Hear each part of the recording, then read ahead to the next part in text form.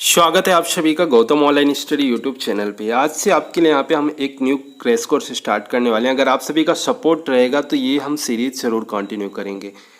सबसे पहले हमने यहाँ पे हिस्ट्री का लिया है। हिस्ट्री का जो आपका कंप्लीट यहाँ पे लुसेंट है वो आपके साथ हम यहाँ पे लाने वाले हैं।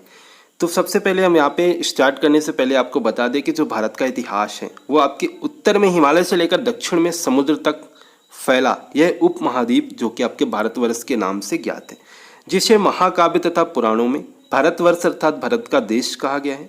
यहाँ के निवासियों को भारतीय अर्थात भारत की संतान कहा गया है। अब यूनानियों ने भारत को यहाँ पे इंडिया, तो क्वेश्चन बन जाता है कि भारत को इंडिया किसके द्वारा कहा गया, तो यूनानियों ने यहाँ पे भारत को इंडिया, और मध्यकालीन जो मुस्लिम इतिहासकार हैं इन्होंने हिंद अथवा हिंदुस्तान के नाम से आपके संबोधित किया। अब भारतीय इतिहास के अध्ययन की सुविधा के लिए यहाँ पे 3 पार्टों में बांट दिया गया भारतीय इतिहास को। एक हो गया प्राचीन भारत, एक हो गया मध्यकालीन भारत और एक हो गया आधुनिक भारत। तो आज हम यहाँ पे देखेंगे प्राचीन भारत, प्राचीन भारतीय इतिहास के स्रोत। तो चलिए हम शुरुआत करते हैं। इसे हम 2 पार्ट में करेंगे। प्राचीन भारतीय इतिहास के विषय में जो जानकारी है मुख्यतः 4 स्रोतों से प्राप्त होती है। ये 4 स्रोत कौन कौन से? पहला है आपका धर्म ग्रंथ, सेकेंड है आपका ऐतिहासिक ग्रंथ, थर्ड है आपका विदेशों का विवरण एंड फोर्थ है आपका पुरातत्व संबंधी साक्ष्य। तो ये 4 स्रोतों से यहाँ पे आपके प्राप्त होती है जो प्राचीन भारतीय इतिहास के विषय के बारे में जानकारी।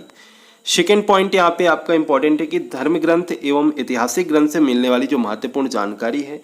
सबसे जो सर्वप्राचीन धर्म ग्रंथ है भारत को कौन सा? वेद है। इसके संकलनकर्ता कौन है? महर्षि कृष्ण दयापन वेदव्यास को माना जाता है। वेद वसुधैव कुटुंबकम का उपदेश देता है और भारतीय परंपरा वेदों को नित्य तथा अपौरुषेय मानती है। जो भारतीय परंपरा है आपकी वो वेदों को नित्य तथा अपौरुषेय मानती है।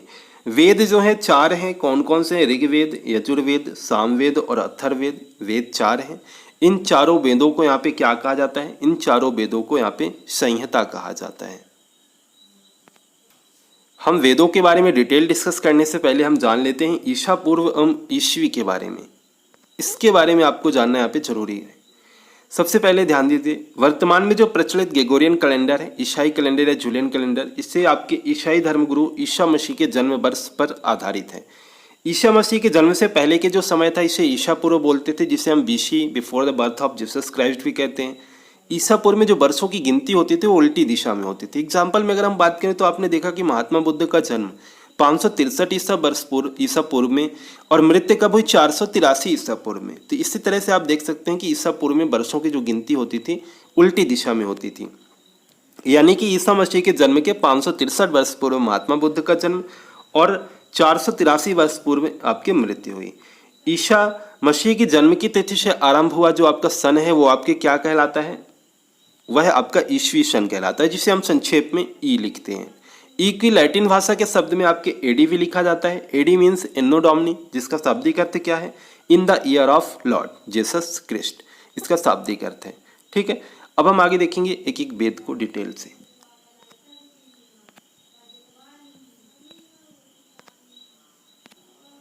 सबसे पहला वेद है हमारा ऋग्वेद। ऋग्वेद के बारे में हम यहाँ पे देखेंगे डिटेल।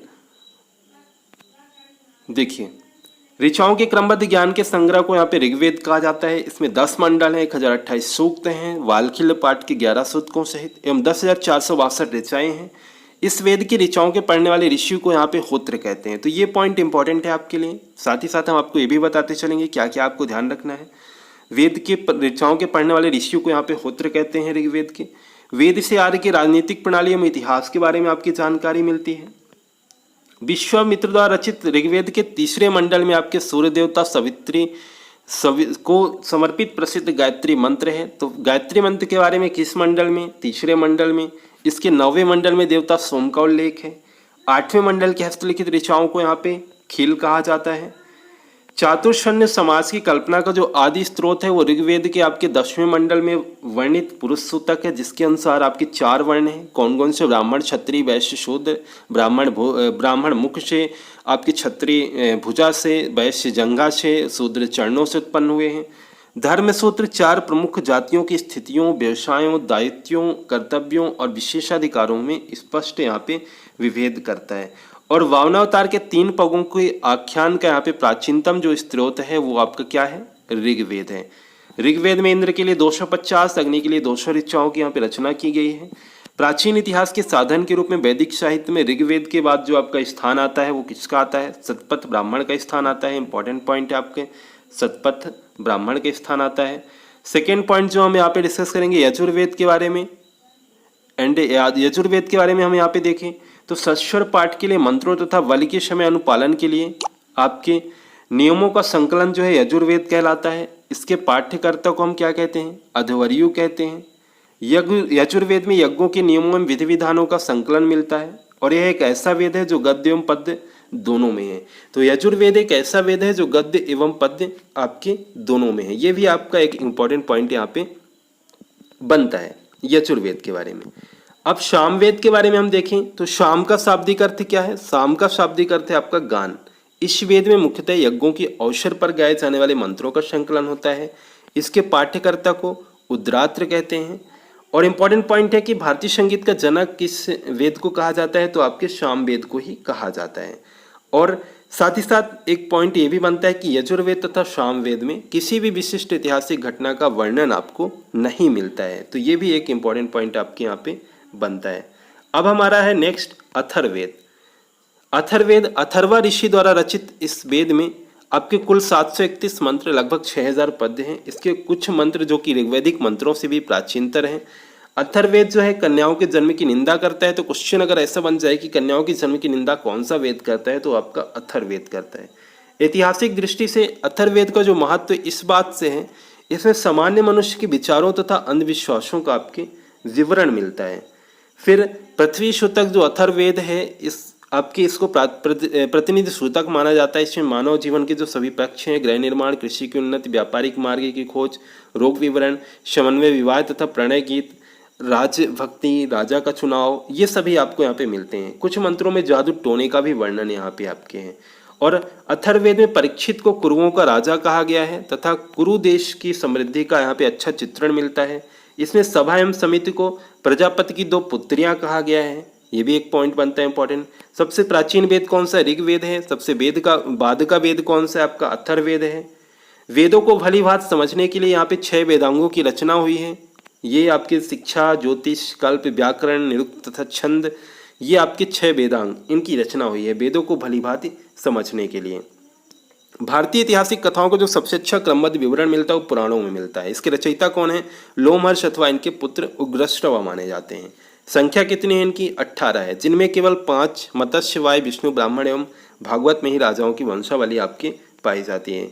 और पुराणों में सबसे जो आपका प्राचीन एवं प्रामाणिक है वो आपका मत्स्य पुराण है। और अधिकतर पुराण जो है आपके संस्कृत श्लोक में लिखे गए हैं। स्त्रियां तथा शूद्र जिन्हें वेद पढ़ने की अनुमति नहीं थी, वो सिर्फ पुराण सुन सकते थे। पुराणों में आपके पाठ जो कि पुजारी मंदिरों में क्या करते थे।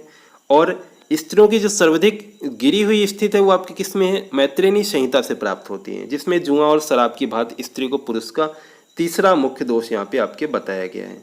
सतपथ ब्राह्मण में ही आपकी स्त्री को पुरुष का यहाँ पे अर्धांगिनी कहा गया है। एक इंपॉर्टेंट पॉइंट बनता है, स्त्री को पुरुष का अर्धांगिनी किसमें कहा गया है? सतपथ ब्राह्मण में कहा गया है। स्मृत ग्रंथों में सबसे प्राचीन एवं प्रमाणिक जो आपके माना जाता है, किसको माना जाता है? मनुस्मृत को माना जाता है। इंपॉर्टेंट पॉइंट है, मनुस्मृत को माना जाता है स्मृत ग्रंथों में सबसे प्राचीन एवं प्रमाणिक। यह शुंग काल का मानक ग्रंथ है और नारद स्मृत युग गुप्त युगी के विषय में जानकारी प्रदान करता है। जातक में बुद्ध के पूर्व जन्म की कहानी वर्णित है। और हीनयान का जो प्रमुख ग्रंथ है वो आपके कथा वस्तु है, जिसमें महात्मा बुद्ध का जीवन चरित्र अनेक कथानकों के साथ यहाँ पे आपके वर्णित है। जैन साहित्य को आगम कहा जाता है। और जैन धर्म का जो प्रारंभिक इतिहास है वो आपके किससे ज्ञात होता है? कल्पसूत्र से ज्ञात होता है। जैन ग्रंथ भगवती सूत्र में महावीर के जीवन कृत्यों तथा अनेक समकालिकों के साथ उनके संबंधों का यहाँ पे विवरण भी मिलता है आपके जैन साहित्य में। अर्थशास्त्र के लेखक जो थे आपके चाणक्य, कौटिल्य, विष्णुगुप्त हैं। ये 15 अधिकरणों में 180 प्रकरणों में आपके विभाजित है यहाँ पे। इसमें मौर्यकालीन इतिहास की जानकारी भी प्राप्त होती है। संस्कृत साहित्य में ऐतिहासिक घटनाओं को क्रमबद्ध लिखने का जो सर्वप्रथम प्रयास है वो आपके कल्हण के द्वारा किया गया। कल्हण द्वारा जो रचित पुस्तक कौन सी है? राजतरंगिणी है, जिसका संबंध है आपके कश्मीर इतिहास से है। अरबों को सिंध विजय का वृत्तांत चचनामा, जो कि लेखक इसके अली अहमद, इसमें सुरक्षित है। जो अरबों का सिंध विजय का वृत्तांत है वो चचनामा में आपके सुरक्षित है। नेक्स्ट पॉइंट है आपका अष्टाध्यायी। अष्टाध्यायी संस्कृत भाषा व्याकरण की प्रथम पुस्तक है। इसके लेखक कौन है? पाणिनि है। इसमें मौर्य के पहले का इतिहास तथा मौर्य युग जो राजनीतिक अवस्था है इसकी जानकारी प्राप्त होती है। नेक्स्ट पॉइंट, कात्यायन की गार्गी संहिता एक ज्योतिष ग्रंथ है। फिर भी इसमें भारत पर होने वाले जो यवन आक्रमण का उल्लेख मिलता है, जो कि एक ज्योतिष ग्रंथ है। फिर भी इसमें भारत पर होने वाले यवन आक्रमण का उल्लेख मिलता है। तो ये हमारा फर्स्ट पार्ट है। इसमें हमने इसके आगे का जो डिस्कस करेंगे नेक्स्ट वीडियो में करेंगे, जिसके हम कम ड्यूरेशन में आपके सभी एक एक पॉइंट्स को यहाँ पे हम लूसेंट के यहाँ पे आपके इंक्लूड कर रहे हैं। तो अगर आपने लूसेंट बुक नहीं पढ़ी तो आप इस वीडियो को कम समय में देख के सुन के आप यहाँ पे कंप्लीट कर सकते हैं। तो वीडियो को लाइक कीजिए, सपोर्ट कीजिए। सपोर्ट करेंगे आप, लाइक एंड शेयर करेंगे ज़्यादा से ज़्यादा, तो जल्द ही हम आपके लिए नेक्स्ट वीडियो लाने वाले हैं और इस सीरीज़ को कंटिन्यू करेंगे। तो अगर आपको पसंद आए तो ज़रूर बताएं। एंड चैनल पे अगर आपने subscribe and bell icon press कर लीजिएगा, जिससे आने वाले वीडियो को नोटिफिकेशन आपको मिलता रहे। Thank you.